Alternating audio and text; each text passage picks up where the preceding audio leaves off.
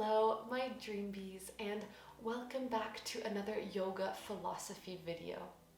I am so happy that I can just be here with you and talk and learn and share some of these beautiful wisdoms that we might learn along our journey. In yoga, we learn so many beautiful texts, beautiful mantras, so many things that we might have questions about, that we might be more curious about, that spark so much joy within. So I want this to be a safe space where you can ask your questions, help teach each other, and just share this love of yoga. So today's topic is going to be all about our Dharma. Our Dharma is coming from the ancient Vedic texts.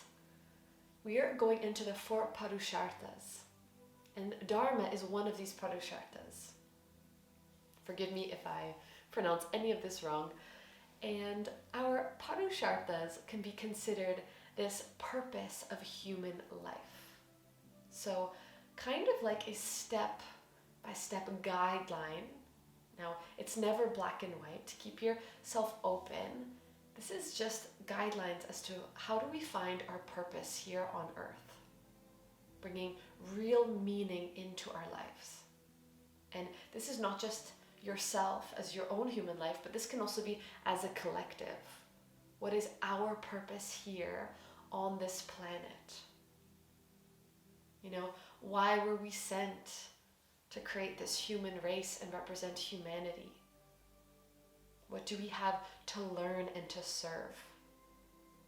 And we could also take this as a very personal way. What is our own lives' purpose? What were you brought here to serve, to help humanity? So it can be a very wide topic because, of course, when we're talking about our purpose, it can seem very confusing, very vast. Where do we even start? But that's why these 4 Purushartas help us, because there are 4 different areas that help us understand what we need in order to feel fulfilled. So the first one we're going to talk about is Artha.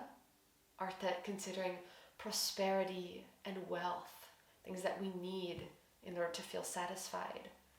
Then we have Kama, our sense of action, the things that we do in this world. You can also consider Kama as our desires, our wishes, our pleasures. Then we have our Dharma. This one we're going to focus on more today, our service, and really that purpose. And then we have Moksha, liberation, which, as we know with yoga, we're always leading towards that sense of liberation. We all just want to have a freedom from suffering. And that can mean whatever you want it to mean. It's always coming down to that control of the mind. If the mind is making us feel all this pain, suffering, entanglement, we just want to be free from all of that. We just want to feel liberated. So, what is our Dharma? Dharma is your soul's purpose.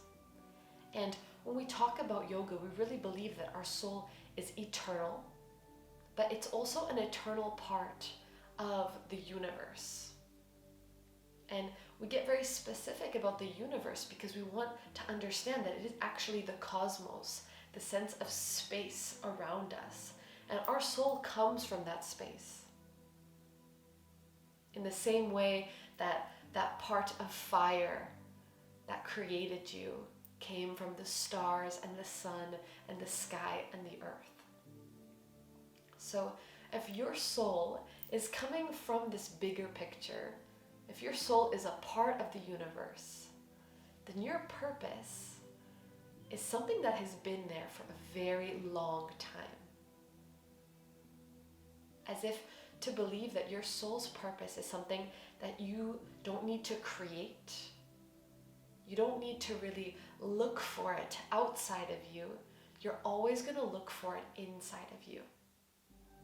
Now, even that alone can sound so confusing But if you believe that your soul is eternal and it has been here for centuries, ages, it is timeless, then you know your soul's purpose is also timeless. So it can be nice to think about our soul's purpose as something we're trying to remember.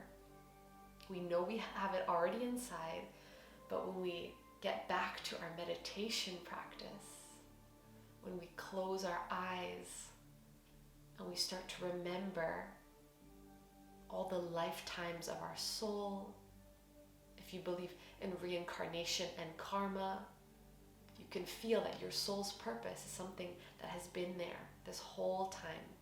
Maybe it's also lived many lifetimes. So it's something you can really use in your yoga or meditation practice, is coming back to yourself, emptying all of the beliefs that you have in this present moment, so all of the distractions of this world and this society, and coming back to your soul, coming back to that light within, that thing that is never changing. Trying to see if you feel that sense of purpose. And we can take this purpose as a practical concept as well. So normally you can feel that your talents and the qualities that you have are so unique. They're also so strong and so powerful. So how can you use your specific qualities and talents that you have been gifted? You have been gifted from all of this power and light in the universe. Why were you gifted these qualities? You can make these beautiful questions to just journal and consider. Why was I given this sense of intelligence, or this sense of creativity, or my ability to craft, whatever you feel that is so special within you and so powerful? Why were you gifted this? Was this to help you serve? Was this to help you relieve suffering from others around you? To help your community? To help the conscious collective maybe get to a better place? And sometimes there's no real answer that we can put into words, but we have a lot of feeling and a lot of instinct around these things. So as if you are connected to things like yoga, spirituality, philosophy, maybe there's a reason that you're so called to this. And your service is something that's going to be in those lines. If you're a caretaker, if you're filled with so much love and compassion and empathy, and you love to serve others in that way, that's going to take you on your path. And it's so important not to stress about this, because you know you're going to follow that path anyway. But if you can be conscious of it and aware of it, it can just become such a beautiful experience, and it can be something we can really share with each other. We can help each other get on our paths, help each other serve. So our Dharma, as in Sanskrit, Dharma can mean truth. I just invite you to connect to your truth, and that will lead you to your divine purpose. And this is something that's going to help you shape your actions, shape your words, shape your lifestyle, the people you connect with, the people around you, that sense of love. All of these things are going to come back to your Dharma. So the words that you use are coming from your truth, coming from your sense of purpose. And your Dharma will be just guiding all of these areas of your life. One of the beautiful things about our Dharma is that it really recenters ourselves. When we're feeling distracted, when we're feeling overwhelmed, and we come back to that sense of Dharma, this is why I'm here, this is what I am doing to serve. And if that can make you just feel a little bit more grounded, a little bit slower, it can be really beneficial for not just you, but for everyone around you. So thank you so much for being a part of this discussion, comment down below if you have more to add, even personal experiences of how have you found your Dharma. What does Dharma mean to you? What have you learned about it? What instincts come up when you try to connect with your truth?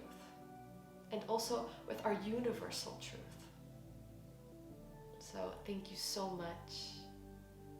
I wish you just so much love and happiness on your journey. And namaste.